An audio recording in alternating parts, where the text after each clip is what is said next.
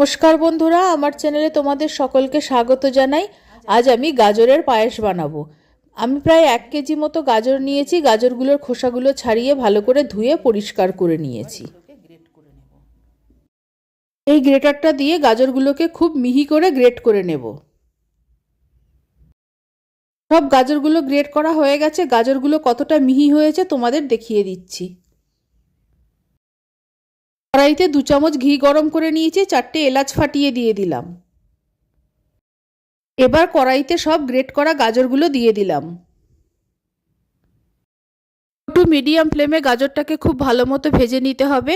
গাজরের কাঁচা গন্ধটা থেকে গেলে পায়েসটা খেতে ভালো লাগবে না। আর গাজরটা ভাজার সময় খেয়াল রাখতে হবে গাজরটা যেন কোনোভাবেই পুড়ে না যায়। 5 থেকে 7 মিনিট পর্যন্ত আমি গাজরটাকে ভেজে নিয়েছি। গাজরটা ভাজতে ভাজতেই গাজরটা ভালো মতো সেদ্ধও হয়ে গেছে। গাজরটা পুরো ভাজা হয়ে গেছে, গাজরের কাঁচা গন্ধটাও চলে গেছে, গাজরটা সেদ্ধও হয়ে গেছে। এখন আমি গাজরটাকে নামিয়ে রাখছি। পায়েস তৈরির পাত্রটা গ্যাসের ওপর বসিয়ে দিয়েছি, আর সেই পাত্রে আমি 1 লিটার দুধ নিয়ে নিয়েছি। এছাড়াও আমি গুঁড়ো দুধ আর খোয়া ক্ষীর ব্যবহার করব। দুধটা প্রায় গরম হয়ে এসেছে। এখন একটা বড় চামচের 5 চামচ ভর্তি গুঁড়ো দুধ নিয়েছি, সেই দুধটা আমি দিয়ে দিলাম। গুঁড়ো দুধটা নেড়ে ভালো মতো মিশিয়ে দিলাম। দুধটা ফুটে উঠেছে। এখন ভেজে রাখা সব গাজরটা আমি দুধের মধ্যে দিয়ে দিলাম।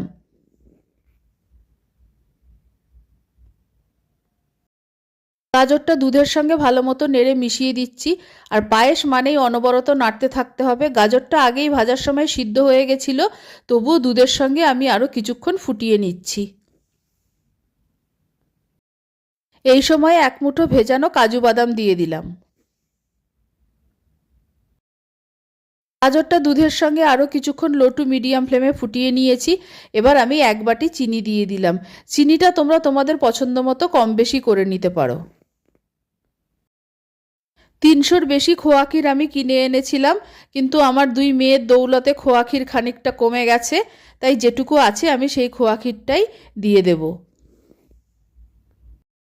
খোয়া ক্ষীরটা আমি হাত দিয়ে চেপে গুঁড়ো করে পায়েসের মধ্যে দিয়ে দিচ্ছি। খোয়া ক্ষীর আমি গুঁড়ো করে পায়েসের মধ্যে দিয়ে দিলাম। পায়েসটা নাড়তে নাড়তে খোয়া ক্ষীরটা গলে যাবে, পায়েসের ঘনত্বটাও বাড়বে, পায়েসের স্বাদও খুব ভালো হবে। খোয়া ক্ষীর দিয়ে দেওয়ার পর পায়েসটাকে আরও মিনিট 10 রান্না করে নিয়েছি আমি লো টু মিডিয়াম ফ্লেমে।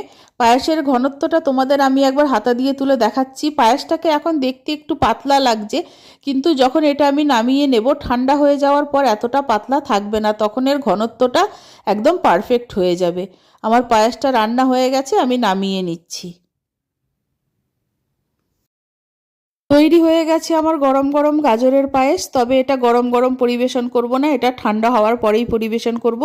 এটা যত ঠান্ডা হবে পায়েসটা আরও ঘন হবে, এর স্বাদটাও ভালো হবে।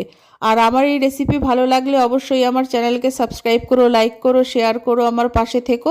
আর আমার নতুন পুরনো সকল বন্ধুদের আন্তরিক ধন্যবাদ ও ভালোবাসা জানিয়ে আমি আমার ভিডিও শেষ করছি। সকলকে অসংখ্য অসংখ্য ধন্যবাদ ও ভালোবাসা রইল।